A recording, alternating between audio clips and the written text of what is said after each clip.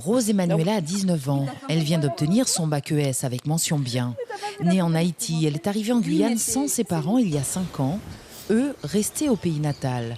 Son projet professionnel est justement en rapport avec son parcours semé d'embûches. J'ai envie de travailler dans un organisme international comme l'ONU, plus précisément dans des secteurs spécialisés dans les droits.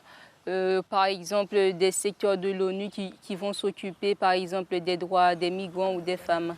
Elle vit chez son oncle dans la zone informelle des Malgaches, appelée aussi quartier haïtien. La problématique de l'immigration la touche particulièrement. Il y a toujours la stigmatisation des migrants et plus précisément des Haïtiens. Et moi, je vis dans ce quartier-là. Je tiens à dire que aujourd'hui, j'ai réussi une toute partie, mais c'est justement pour leur faire comprendre que dans le quartier, on travaille. Les jeunes, quand ils arrivent, ils viennent pas pour faire n'importe quoi, entre guillemets, mais ils viennent justement parce que les circonstances obligent et ils sont là pour quelque chose.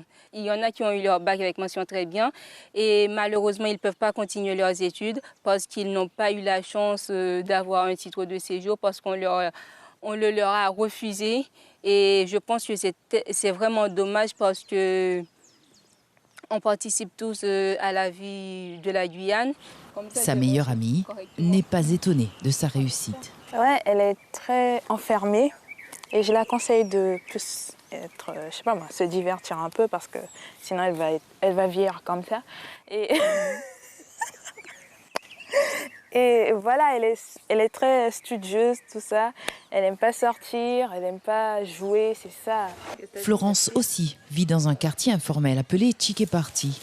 À 17 ans, elle vient d'obtenir son bac littéraire avec mention très bien. Son projet professionnel, c'est l'urbanisme, afin de trouver des solutions à l'insalubrité de ces quartiers. Et elle a déjà un point de vue bien affirmé sur la question. Son quartier, elle en est fière. C'est un quartier informel et spontané. Je préfère le terme spontané parce que ça donne une image plus positive. Et par exemple, parce que dans notre quartier, il n'y a pas que des points négatifs comme le manque d'eau, le manque d'électricité, l'insalubrité. Il y a aussi des points positifs comme l'entraide entre nous. Parce que, par exemple, ici, tu ne peux pas mourir de faim. J'aimerais travailler dans l'urbanisme pour pouvoir participer à aider les personnes à bien se loger, se nourrir, et je sais que je serai utile. De parents surinamais, Florence est née à Saint-Laurent. Elle appartient à la communauté Saramaka et est très investie dans le quartier au sein de son association culturelle pour la préservation des traditions. Florence vit chez sa tante, une tante aussi très fière. C'est une jeune fille très studieuse, elle lâche rien du tout, elle y va jusqu'au bout.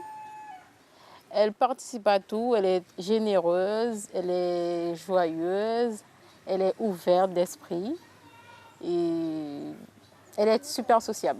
Deux jeunes filles qui comptent bien revenir en Guyane et devenir actrices du développement du territoire. Leur départ pour Poitiers est prévu le 29 août prochain.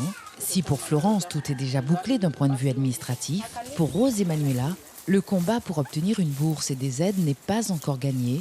Avec un titre de séjour, tout est bien plus compliqué. Suivez l'info sur Guyana Première, télé, radio et Internet.